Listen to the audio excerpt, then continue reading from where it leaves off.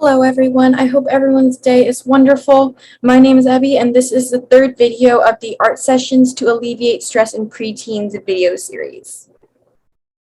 In today's video, we will be listening to Miss Deborah Kimsey, a psychologist with a BA in art, talk about stress, share her personal experience with stress as a former school psychologist, and she will answer frequently asked questions about stress. So my name is Miss Deborah Kimsey. I've been a school psychologist for years. I've always worked with elementary age students, which are my favorites. So let's go ahead and get started. This is going to be about stress and how we can learn techniques and strategies so that we can stay on an even keel. All right, here we go. What is stress and why do we get stressed? Okay, so stress is that feeling you get of being overwhelmed and not feeling like you can cope with things.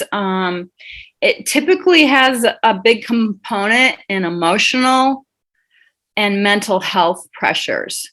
So typically, like the top ones are anger, worry, fear, and sometimes you can hear conversations in your family about financial stress, which can affect you. And as you get higher up in grades, there's time pressure. Okay, like you have all these activities to do, you've got homework, that can be a big contributor to feeling stressed. Okay, next, who is affected by stress? Okay, so everybody feels stress at some time in their lives, but the highest amount of stress that we can see is typically it's ethnic minorities that can feel a lot of stress. Women, single parents, although you guys aren't single parents yet, but you might be living in a household that only has a mom or only has a dad. Or you might be under the care of other relatives. So that can be a stressful situation to be in sometimes.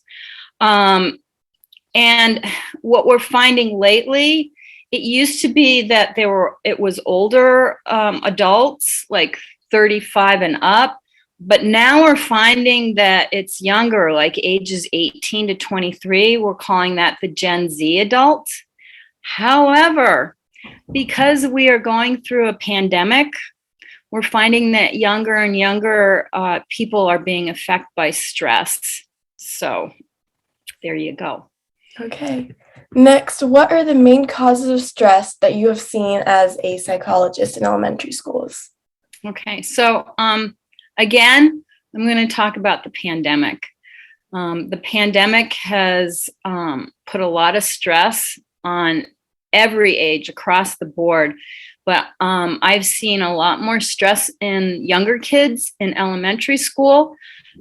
There's a feeling of isolation, especially during the lockdown, and then coming back into the classroom, and there's a lot of pressure about wearing masks, who's vaccinated, who's not. That tends to have a lot to do with feeling stressed. So, and if you were involved with a family that someone passed away or became very ill during the pandemic, that causes stress.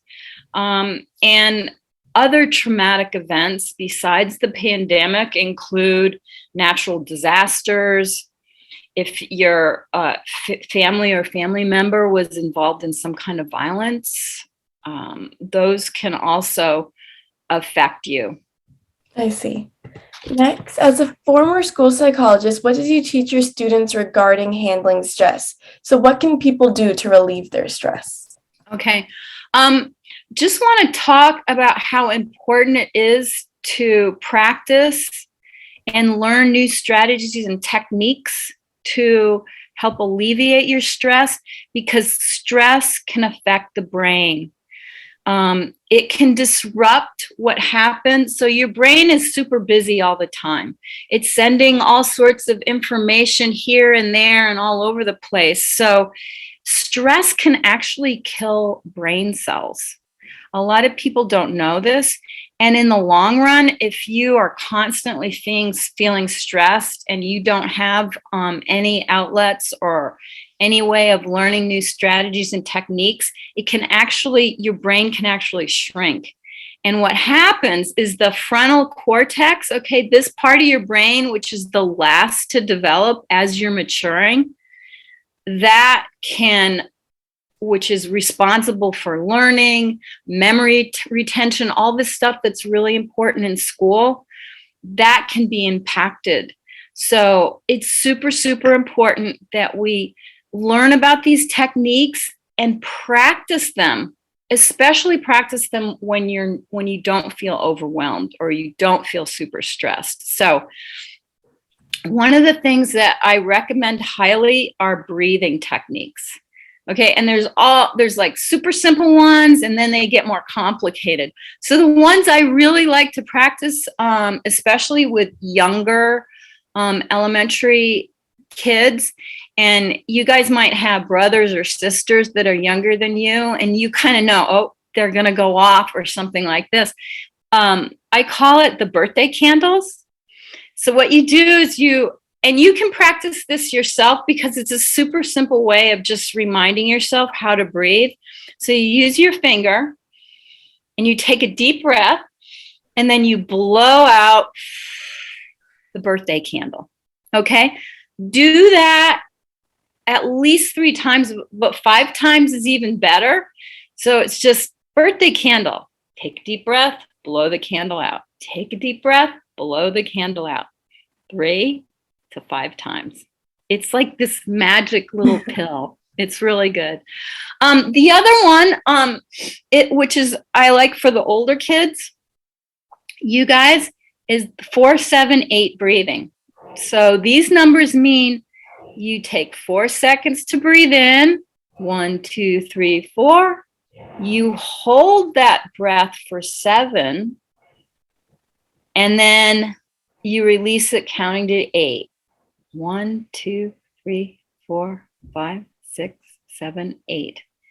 So what is happening with this is you have this big nerve that runs from your brain into the center of your body. And as you're doing this, breathing in, holding, and then breathing out, you're actually massaging these big nerves that run through your entire body. And what happens is that it produces this chemical that calms your brain down. It's super awesome. You can do it with the birthday candles, but this particular one actually massages your entire body. So it's the count of 4, inhale, 1, 2, 3, 4, hold for 7, 6, 5, 4, 3, 2, 1. Exhale, 1, 2, 3, 4, 5, 6, 7, 8. And then repeat that process 3 to 5 times. And if you're really stressed, do it for longer, like up to 10. But 3 to 5 should bring you down and just help you feel calmer. You can do this before a test. You have to go into the principal's office, or there's so many things. Something happened on the playground and you got really upset. This can really help calm you down. So anyway, I really like that. The 4-7-8 deep breathing techniques. I've personally tried the 4-7-8 breathing techniques, and it's helped me very much with decreasing my stress, like especially before tests. Yeah, it's really good. You're entering into a high anxiety situation. This really helps. So yeah, practice it. Yeah. Another one is that you can practice, and this is another deep breathing exercise, but you don't necessarily have to keep track of numbers. Inhale, hold, exhale. Is just getting comfortable in your bedroom, with a, pillow under your head, under your knee, like you want to feel really, really comfy. And then as you breathe through your nose, you can put your hands on your belly and you can feel your belly as you're inhaling and then as you're exhaling. And what you want to do, instead of concentrating on all those thoughts that are building stress in your head, concentrate on your breath in and out. And what you can say to yourself, either out loud if you're alone or just inside internally, is I'm breathing in, I'm breathing out, I'm breathing in, I'm breathing out. And this technique is just really relaxing. And it's something that you can practice if you're having a hard time going to sleep too. That's a very good technique. I'm gonna try that soon. Yeah, it's a really nice one. It helps you just really relax and calm down. And while you're saying to yourself, I'm breathing in and I'm breathing out, it pulls you back into what actually is physically happening instead of all that stuff that's running around in your brain. I see. How is art a great tool for alleviating stress? So art is it's actually really wonderful. For alleviating stress, it's way up there. Before I talk about art, which is kind of like this closing here, there are a number of other things that you can do for alleviating stress. And I'm going to circle back to those at the end of our little interview. Okay? That's good. All right. So drawing, painting, collage, clay, any kind of creativity. And that includes other forms of art, including dance and music. All of these, we've done studies on those, and it can significantly reduce stress. So when you get stressed, your body releases this hormone called cortisol, and it just amps your body up. It's sort of that your body's ready for that fight or flight, right? Yes. And that cortisol, if you keep releasing that over and over, it can affect your brain. Like I talked about before, it can kill, if you're releasing this too often, it can kill brain cells. Your brain can shrink. You have a hard time with learning and memory stuff. So art is a great way of minimizing anxiety, negative moods. And when you're creating art, you're not thinking about all those bad things. You're thinking about what you're doing. Are you painting? Are you drawing? All those great things. You end up doing this thing. It's called being in the zone. Maybe you've heard about that. And when you immerse yourself in any kind of creativity, that really helps your brain. It's really wonderful because you let go of all those issues that you've been perseverating on, you thinking about over and over again, and you just release those. So art is a wonderful technique to put in your tool belt for combating stress. Yeah, no, I listen to music, I play music, and I draw, and it always gets me in the zone, and I forget about everything else in my life. It's very, very useful to me.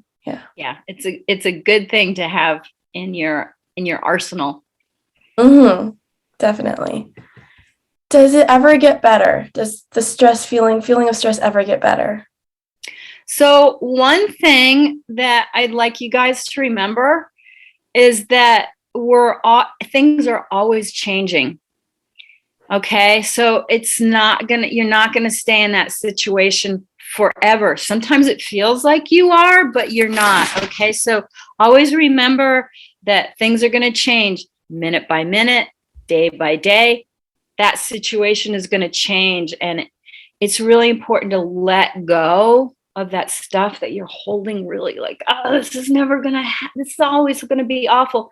If you can let go of that and practice some of these breathing techniques and working on your art, all that stuff is going to really, really, really help. That's very useful advice. Is there anything else you would like to inform the preteens on stress? Yeah, so there's so much stuff because art really helps relieve stress. It improves your self-esteem and confidence. When you create something, you're like, oh, this is so cool, like you want to put it up or you want to share it with somebody. It also helps you become more self-aware. It's a good way to process difficult emotions. Sometimes it's really hard to talk about that stuff. And if you can just draw it or scribble it or splash paint at it, that is a really good way. And it's a very healthy way to support your overall mental health, and it promotes healthy brain growth. Okay, we want to keep those brains healthy. So some of the things you can do if you're feeling stressed, besides doing art and your breathing techniques, is make sure you get exercise. Make sure you're eating nutritional stuff. Talk to others. Okay, play with your pets or invite somebody over for a play date. Go, meet in the park. Get outside, walk in nature. It's so calming to be outside, looking at the clouds, listening to a stream, walking through the grass, all that great stuff. Go for a bike ride. That's a really great thing to do too. Yes, read a book. Listen to a podcast about something that you're interested in. And watch the time that you spend on social media or listening to news. News is always bad. For the most part. I mean, every once in a while you'll hear like a nice news story, but predominantly it's pretty awful, especially right now, what's going on in the world. So, and then I know that it can be, something that you might be curious about or you have easy access, but drugs and alcohol really mess with your brain. So, especially your brain is developing up and through, your mid-20s. And for boys, your brain is still developing until you're 30. So it's really important that you help that brain be healthy. I have one last quote from a wonderful spiritual leader called Thich Nhat Hanh. He has a wonderful spiritual retreat in Colorado. And it's really simple. It's smile, breathe, and go slowly. Smile, breathe, and go slowly. That's a great way to end this video and a valuable lesson all. Thank you so much for watching this video about stress, and I hope everyone walks out of this video with new knowledge regarding stress. Don't forget, at the end of this video, there will be a mini quiz based off of today's video, and please answer the quiz questions in the comments below. Feel free to ask any questions you might have in the comments, and please share this video with your family and friends so everyone can further expand their knowledge on stress. This video is part of a 10 video series, so please check out the other videos. The other videos will introduce facts about stress, 7 art activities to help relieve stress, and 3 breathing/meditation techniques. Have a great day, and I hope to see you all in the other videos.